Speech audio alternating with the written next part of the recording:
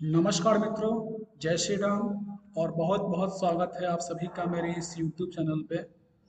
मित्रों, हमारे यूपी बिहार में अभी चैत्र छठ पूजा मनाया जा रहा है। इस चैत्र रामनवमी के दौरान ही चतुर्थी, पंचमी, षष्ठी और सप्तमी, इस 4 तिथियों में यह 4 दिन का लोक आस्था का महापर्व छठ पूजा मनाया जाता है। यद्यपि यह कम प्रचलित है कार्तिक महीने के छठ पूजा के अपेक्षा, परंतु इसका भी बहुत महत्व है, क्योंकि यह हमारे नए साल यानी कि सनातन नव वर्ष के प्रथम जो पक्ष होता है उसमें यह मनाया जाता है चैत्र नवरात्रि के साथ। तो आज हम जानेंगे कि सूर्य पूजा का इतना महत्व और भगवान सूर्य का इतना महत्व क्यों है। भगवान सूर्य स्वयं प्रभु श्रीमन नारायण के नेत्र स्वरूप है। इसलिए वेद के पुरुष सूक्त में मंत्र है, चंद्रमा मनुष्यो जातः चक्षु सूर्यो अजायतः, यानी कि भगवान के परमात्मा के, अजर अमर परमात्मा के मन से चंद्रमा और नेत्रों से सूर्य की उत्पत्ति हुई है। भगवान श्री कृष्ण जब गीता में अर्जुन को अपने दिव्य विभूतियों के बारे में बताते हैं तो वहां पे कहते हैं ज्योतिषाम रविरन सुमान, यानी कि ज्योतिष यानी कि ज्योतिमान वस्तुओं में, प्रकाशमान वस्तुओं में मैं सूर्य हूँ। भगवान श्री कृष्ण गीता में अपने सूर्य स्वरूप को विस्तार से बताते हैं, लेकिन उन श्लोकों को समझ पाना कठिन है। उन श्लोकों को और अन्य जो पुराणों में जो श्लोक बताए गए हैं, मैं उनके द्वारा भगवान सूर्य की महत्व और उनके स्वरूप के बारे में बताने का पूर्ण रूप से प्रयास कर रहा हूँ। वेद का जो प्रमुख जो मंत्र गायत्री मंत्र है और जो दूसरा जो मंत्र है विश्वाणी देव, उन दोनों में भगवान के सविता स्वरूप यानी कि सूर्य स्वरूप से यह प्रार्थना की गई है कि हमारी बुद्धि निर्मल हो, हम में सद्गुण आए और दुर्गुण जाए। इसके अलावा अन्य जो स्मृतियां हैं उनमें भी भगवान सूर्य के महत्व को दिखलाया गया है। परमात्मा जब स्वयं अवतार लेते हैं, उनके जो प्रमुख 2 अवतार भगवान श्री राम और भगवान श्री कृष्ण, इन दोनों अवतारों में वह अपने निर्मल चरित्र द्वारा भगवान सूर्य के महत्व को रेखांकित करते हैं। भगवान श्री राम तो स्वयं सूर्य वंश में अवतार लेते हैं और प्रतिदिन भगवान का अवतार जो है लोक मर्यादा की स्थापना के लिए होता है, तो वह प्रतिदिन भगवान सूर्य का उपासना, संध्या बंदन, उसके बाद व्यायाम के रूप में सूर्य नमस्कार इत्यादि वह करते हैं। यद्यपि भगवान श्री राम को बताया गया है हेतु कृषाणु भानु हिमकर को, यानी कि वे कृषाणु अग्नि, भानु सूर्य और हिमकर चंद्रमा के मूल कारण है। फिर भी भगवान श्री राम सूर्य के महत्व को प्रतिष्ठित करने के लिए और लोक मर्यादा की स्थापना करने के लिए स्वयं सूर्य उपासना करते हैं। हमारे यहाँ भगवान श्री राम के जो 12 कलाएं हैं, वह सूर्य के जो 12 जो स्वरूप जो है, 12 उनके जो है, 12 आदित्य के जो स्वरूप जो है उस पर आधारित है। बहुत जो अज्ञानी लोग कहते हैं कि भगवान राम तो 12 कला के ही थे और भगवान श्री कृष्ण तो 16 कलाओं के थे, लेकिन वास्तव में भगवान श्री राम सूर्य वंश में उत्पन्न होते हैं और सूर्य की 12 कलाएं 12 आदित्य होते हैं। वहीं भगवान श्री कृष्ण जो हैं वह चंद्रवश वंश में प्रकट होते हैं, तो चंद्रमा की 16 कलाएं होती हैं। तो भगवान श्री कृष्ण की भी 16 कलाएं हैं। यद्यपि दोनों भगवान परिपूर्ण है और दोनों में कोई अंतर नहीं है। अब जो अज्ञानी है, जो अपने मन से जो बातें कहते हैं, उनको जाने दीजिए, आप सच्चाई जानिए। दोनों में कोई अंतर नहीं है, सिर्फ अंतर है तो युग का। दोनों अलग अलग युगों में प्रकट होते हैं और अपने निर्मल चरित्र द्वारा भक्तों का कल्याण करते हैं, इस पृथ्वी का कल्याण करते हैं। अब हम आते हैं विषय पर। भगवान श्री कृष्ण गीता के 7वें अध्याय में बताते हैं कि जो सूर्य, चंद्रमा और अग्नि में जो तेज है वह मेरा ही स्वरूप है। इसी को रामायण में क्या कहा गया है, हे तु कृषाणु भानु हिमकर को, यानी कि जो चंद्रमा, सूर्य और अग्नि का जो तेज तत्व है वह, उसका मूल कारण जो है वह भगवान ही है, भगवान श्रीमन नारायण ही है।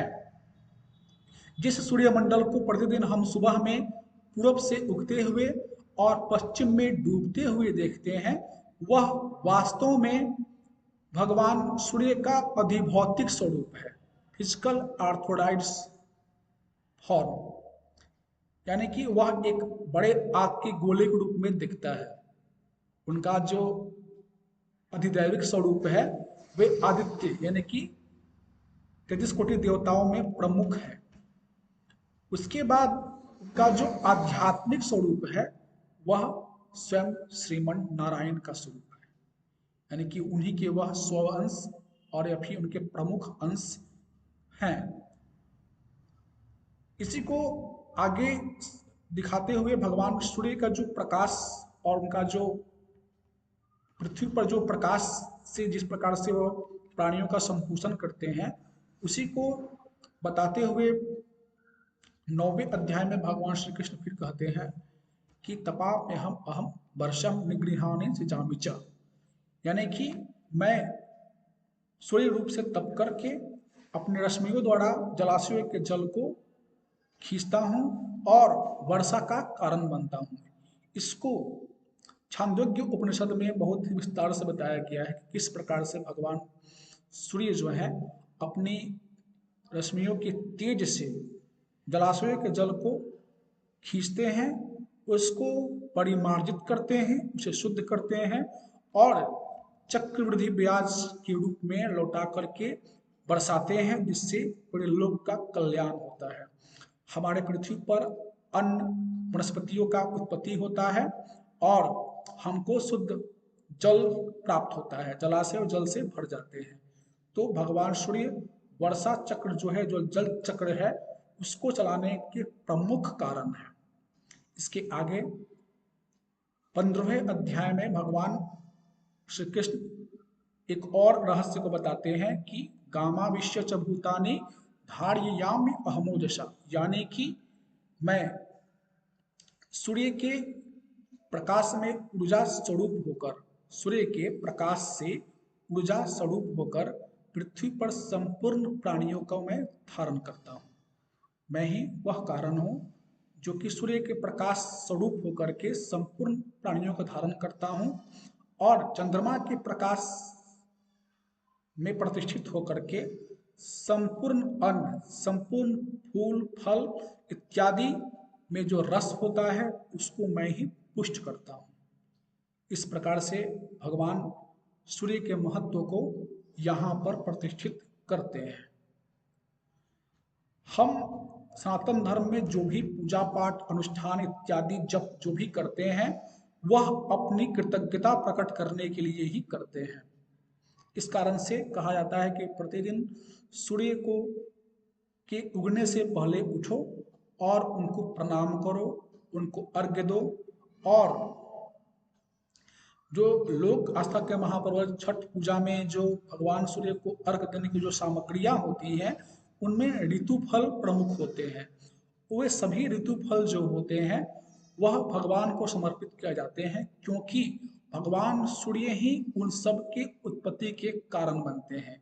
इस श्लोक द्वारा भगवान बताते हैं कि मैं ही चंद्रमा और सूर्य के प्रकाश के ऊर्जा स्वरूप होकर के संपूर्ण जीवों को पहले धारण करता हूँ, उसके बाद उनके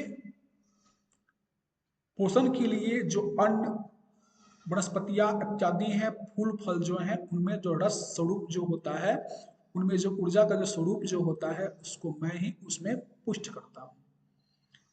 इस प्रकार से जिस अधिभौतिक स्वरूप सूर्य को हम लोग रोज प्रणाम करते हैं वह अधिदैविक और आध्यात्मिक जो सूर्य का स्वरूप जो है उसका अभिव्यंजक संस्थान है।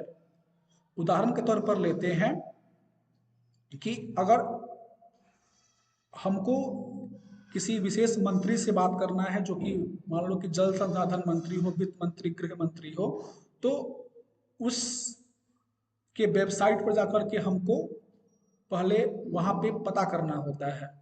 इस प्रकार से ही जैसे कि वह वेबसाइट क्या है, वह अधिभौतिक एक स्वरूप प्रदान करता है उस मंत्री का या फिर उस से जुड़े हुए विभाग के जो प्रमुख होते हैं उसका।